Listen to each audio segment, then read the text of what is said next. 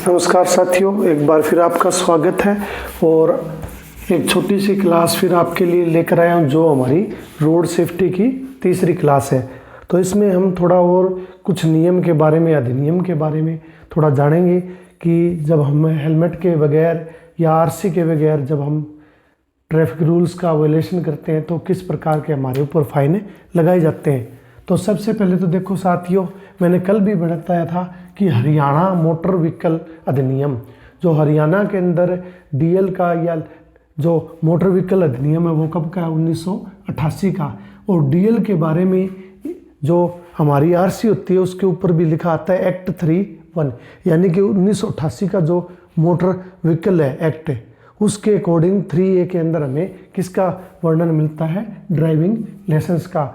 और आपको ये भी बता दूं कि हमारी मान लो राज्य के अंदर और हमारे ज़िले के अंदर किसको अधिकार होता है लाइसेंस अथॉरिटी का, तो वो हमारे होते हैं SDM, यानी कि state district magistrate. State district magistrate है, उसको अधिकार होता है, उसके पास अथॉरिटी होती है, जो कि हमारे DL के ऊपर जो साइन होते हैं वो किसके होते हैं, SDM के होते हैं।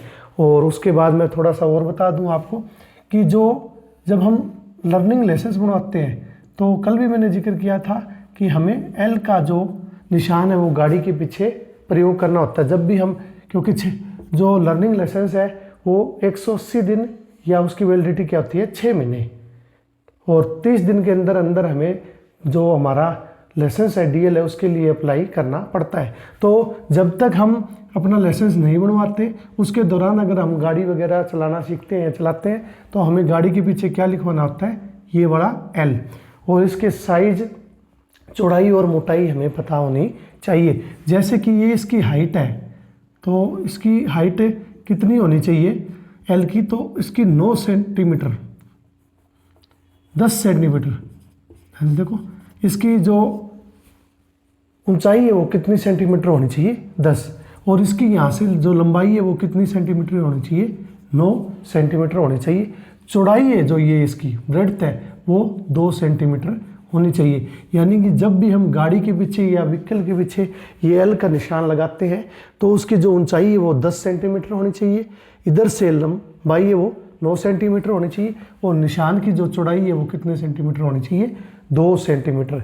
इस निशान की हमें लंबाई चौड़ाई पता होनी चाहिए। इसके बाद हम आगे चलते हैं कि भारत के अंदर 1,40,000 के करीबन हर साल मौतें होती है, जिसका मुख्य कारण है कि सबसे पहला तो है 10% तो शराब के नशे में जो वाहन चलाते हैं उनके कारण व्यक्तियों की मृत्यु हो जाती है, या दूसरा सबसे बड़ा कारण है 90% हत्या होती है लापरवाही के कारण।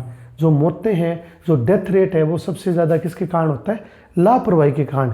इसीलिए इसी को मद्देनज़र रखते हुए जो रोड सेफ्टी है वो हमारे सिलेबस में या स्टूडेंट्स +2 के सिलेबस में भी इंट्रोड्यूस किया गया है। इसीलिए जो DL अथॉरिटी है उससे पहले बच्चों का क्या लिया जाता है, एक CBT टेस्ट लिया जाता है, कंप्यूटर बेस्ड टेस्ट, जिसके अंदर किसका टेस्ट होता है, बच्चों को एक बुकलेट दी जाती है।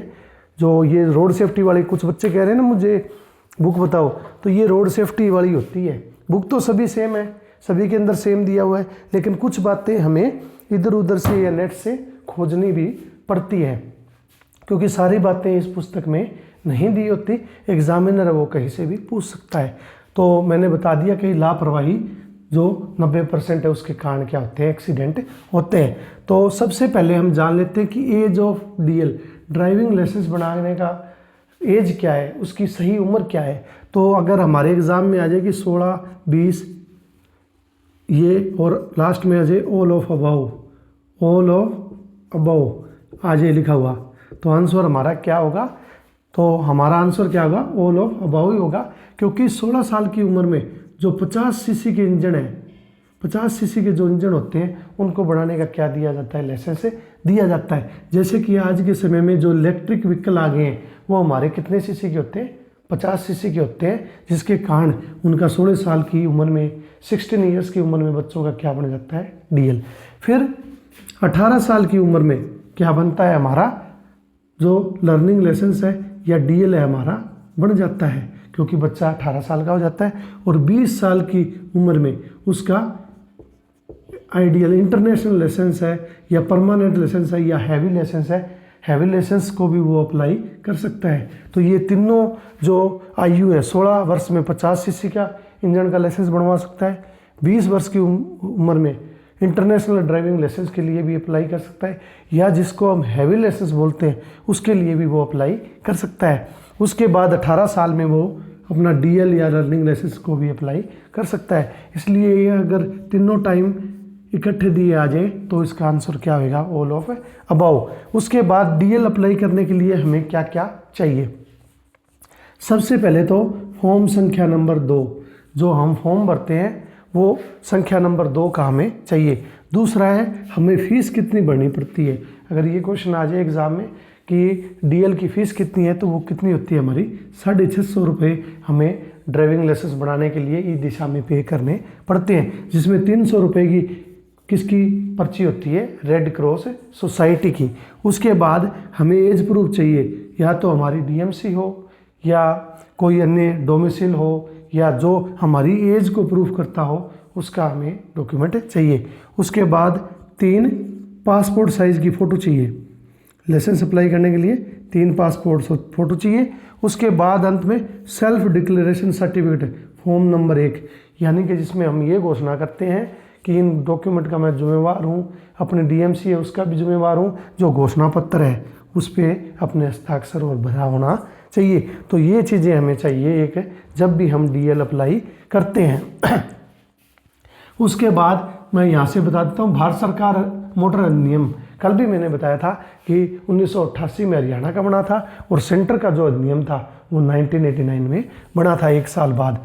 इसके बाद देखो कि जो डीएल होते हैं वो कितने प्रकार के हैं, 3 प्रकार के डीएल होते हैं। एक हमारा साधारण डीएल है, एक लर्निंग डीएल है और एक है इंटरनेशनल ड्राइविंग लाइसेंस है, यानी कि हैवी लाइसेंस। तो सबसे पहले डीएल की जो मान लो वैलिडिटी है या उसका कितने टाइम के लिए वो वैलिड होगा, तो जो डीएल होता है हमारा वो 20 साल के लिए मायने होता है। 20 साल या किसी व्यक्ति की उम्र 50 साल हो जाए, तो दोनों में से एक हो जाए, उस समय तक वो क्या रहता है, वैलिड, या तो 20 साल या व्यक्ति की 50 साल उम्र। फिर लर्निंग लाइसेंस है, ये तो मैंने पहले भी बता दिया कि जब भी लर्निंग लाइसेंस बनता है तो उसमें वैलिडिटी कितने दिन की होती है, 180 दिन की या 6 महीने की। और 30 दिन बाद जब हमारा लर्निंग लाइसेंस बन गया तो 30 दिन बाद हम जो हमारा डीएल है उसके लिए अप्लाई कर सकते हैं। अगर 6 महीने बीत जाते हैं तो उसके बाद वो हमारा जो रजिस्ट्रेशन है वो कैंसिल कर दिया जाता है और हमें दोबारा फ्रेश अप्लाई करना पड़ता है। तो हमारे पास कितना समय होता है, 180 दिन या 6 महीने। फिर जो इंटरनेशनल ड्राइविंग लाइसेंस है उसका समय कितना होता है, 1 साल का। इसके बाद हम कुछ देखते हैं, ये फाइन, जब हमारा चालान कटता है तो हमें फ़ाइन कितना भरना पड़ता है और उसकी धारा कौन सी हमारे ऊपर लगाई जाती है। सबसे पहले विदाउट इंश्योरेंस, यानी कि जब हमारे पास इंश्योरेंस नहीं है, कोई भी व्हीकल है उसका बीमा नहीं है, तो हमें कितना फ़ाइन किया जाता है, 2000 और मैक्सिमम 4000। लेकिन लगभग 2000 के अंदर हमारा है वो हमें पे करना ही पड़ता है। जब भी हमारा चालान कटेगा और वो अगर इंश्योरेंस का है तो 2000 का कटेगा। और कौन सी धारा के अकॉर्डिंग करता है, 196 की जो पहली धारा है उसके अकॉर्डिंग हमारा इंश्योरेंस का चालान कटता है। उसके बाद है विदाउट डीएल, यानी कि हमारा पास जब हम व्हीकल चला रहे हैं तो हमारे पास ना तो डीएल है या वो डीएल एक्सपायर हो गया है या हमारे पास ड्राइविंग लाइसेंस नहीं है, तो उस कंडीशन में हमारे कितने का चालान कटता है, 5000 का। हमें इसकी धारा प्लस फाइन प्लस कौन सा डॉक्यूमेंट की वजह से कौन सा चालान होता है ये याद हमें रखना है। तो विदाउट डीएल या डीएल एक्सपायर हो गया तो 5000 रुपये का हमारा क्या लगता है, चालान कटता है। और 181 की धारा 3, यानी कि 181 की जो भाग 3 है उसके अकॉर्डिंग हमारे ऊपर कार्रवाई की जाती है। उसके बाद है अंडर एज ड्राइवर, यानी कि जो ड्राइवर है उसकी अभी आयु पूरी नहीं हुई है 18 साल की और वो व्हीकल चलाते हुए पकड़ा जाता है तो उस पर कितने हज़ार का जुर्माना है, 5000 का। और धारा 181 की चौथी भाग में जो धारा लिखी गई है वो उसके ऊपर लगाई जाती है, यानी कि डीएल हो या डीएल विदाउट हो या अंडर एज हो तो भी 5000 का चालान होता है। उसके बाद है allowing unauthorised person to drive, यानी कि कई बार हमसे कोई उधारा व्हीकल ले जाता है कोई हमारा पड़ोसी है, रिश्तेदार है, हमसे मांग कर अपना व्हीकल ले जाता है तो उस कंडीशन में कितने का चालान किया जाता है? 5,000 का। अगर वो पकड़ा जाता है व्यक्ति, उसके पास व्हीकल के रजिस्ट्रेशन सर्टिफिकेट नहीं है और लाइसेंस भी नहीं है उसका अपना, तो 5,000 का चालान होगा। धारा 181 की 5वीं उसको लगेगी। और ये भी देखें, अगर कोई व्यक्ति इसमें मर जाता है तो उसकी जो 1 साल की सज़ा प्लस 1,000 रुपये जुर्माना है वो भी किसे भुगतना पड़ता है? जो उस गाड़ी का या व्हीकल का मालिक है। उसके बाद है लर्निंग ड्राइव विदाउट इंस्ट्रक्टर। कई बार हम गाड़ी चलाना या मोटरसाइकिल चलाना सीखते हैं और जो लर्निंग ड्राइव विदाउट इंस्ट्रक्टर और उसके पास लाइसेंस तो होता नहीं, तो अगर ऐसा व्यक्ति करते हुए पकड़ा जाता है तो उसको 500 रुपये का क्या है? चालान है और 177 की धारा लगती है 3(1) के अंदर जो भाग लिखा गया है। उसके बाद है लर्निंग ड्राइविंग विदाउट एल। जो मैंने ये निशान बताया है, अगर आप गाड़ी चलाना सीख रहे हो और आपकी गाड़ी पे ये निशान नहीं है और इस साइज़ में भी नहीं है, अगर आप गाड़ी चलाना सीख रहे हो और एल का निशान आपने नहीं लगवाया है तो आपको कितना जुर्माना लगेगा? 5,000 का जुर्माना पे करना पड़ेगा। धारा कौन सी है? 177 की भाग 3 की 1 धारा है।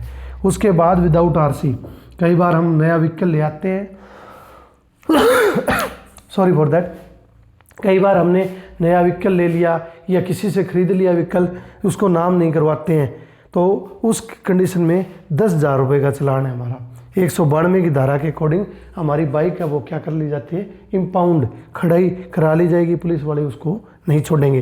फिर है ड्राइविंग विदाउट फिटनेस, यानी कि हमारी आरसी है उसकी वैलिडिटी क्या हो गई है? ख़त्म हो गई है। जैसे 25 तक थी और 25 तक उसकी वैलिडिटी ख़त्म हो गई है, उसका फाइन भी क्या है हमारा? 10,000 रुपये है। और उसको भी ये देखो थोड़ा सा, विदाउट आरसी है तो 5,000 है, 5,000 या 10,000 के बीच चलान हो सकता है, लेकिन मोस्ट ऑफ द 5,000 का चलान रहता है जब हमारे पास आरसी नहीं होती है। ड्राइविंग विदाउट फिटनेस, यानी कि आरसी बिल्कुल जीरो हो गई है, एक्सपायर हो गई है, उस कंडीशन में हमारा बाइक है वो क्या कर लिया जाता है? इम्पाउंड, और चलान कितने का है? 10,000 का।